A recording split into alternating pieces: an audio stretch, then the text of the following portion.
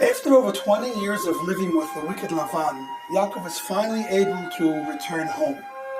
But what kind of home life is he actually returning to? Vayeshev Yaakov be'eretz megorei aviv be'eretz Canaan. And Yaakov settled in the land of his father's sojourning, in the land of Canaan. When discussing the land of Canaan, it refers to it as the land of Yaakov's father's sojourning. Why does it refer to living in Canaan as just visiting, when we know that Hashem promised to Avraham, Yitzchak, and Yaakov the land of Israel? It's from Hashem. The other idea that I'd like to point out is why the verse stresses that we're in the land of Canaan. We already know that Yaakov is in the land of Canaan because that is where he left, and that's where he's already back. And we know it from the previous parsha that he's already in the land of Canaan. The Zohar explains a different meaning for the word migurei.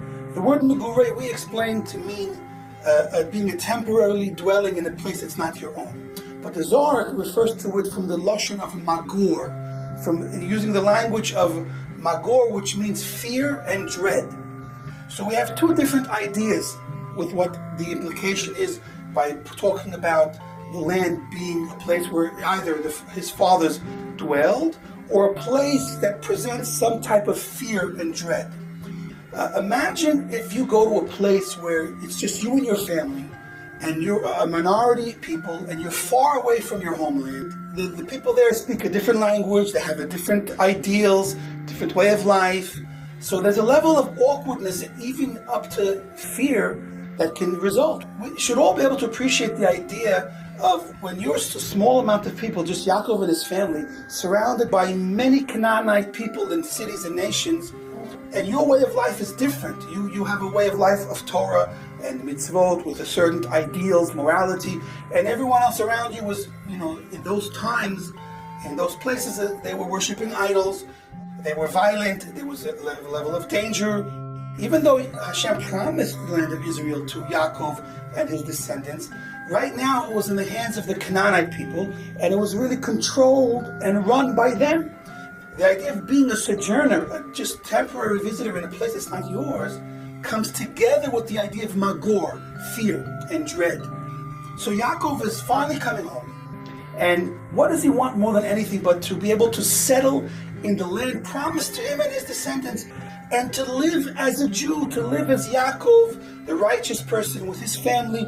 And instead, what does he have to deal with? We know that when he settled in Shechem, his daughter was taken away, and a tragic event occurred, and that was the opposite of what Yaakov wanted. In addition to that, the Midrash tells us that all of the surrounding cities and people surrounded Yaakov, and they wanted to attack them for the act of Levi and Shimon when they took revenge. And only a miracle by Hashem caused them all to disperse and go their separate ways, saving Yaakov and his family's life. Yaakov, in this time and place in Parshat Vayeshev, as he returns to the land of Canaan, is bothered by two things.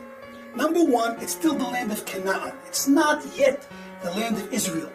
Furthermore, in the most subtle, personal way, Yaakov and his family are like visitors, because it's not their way of life that's setting what is the status quo, what's politically correct, what's socially accepted.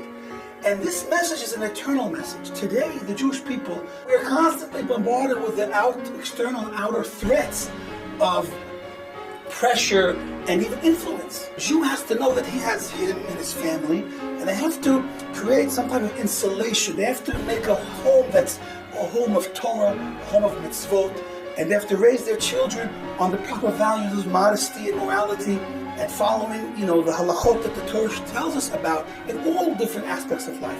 Vayeshev Yaakov is telling all of the Jewish people for eternity, until we merit Mashiach coming, that we have to fight that fight, the fight of truth, and the idea of protecting and raising a proper Jewish family, even amongst an environment that is contrary to what we believe in. And this is what we call the idea of surviving in the galut, in exile.